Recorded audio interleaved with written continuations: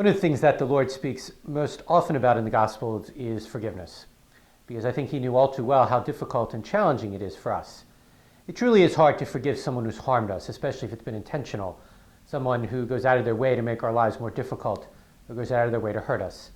But yet the gospel teaching is very clear, that we are called to forgive as God has forgiven us. And I think it's that last line that really is the key there to living that challenging gospel message. Because forgiveness is not easy.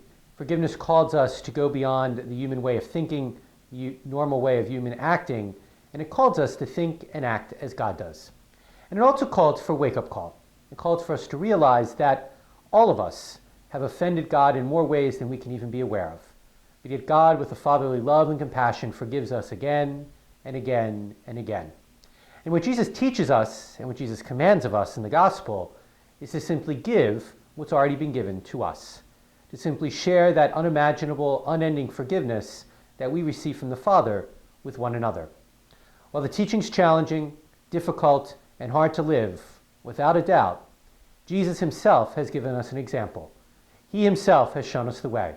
And what he simply asks of us is to share what has already been given to us. Not a sermon, just something to think about.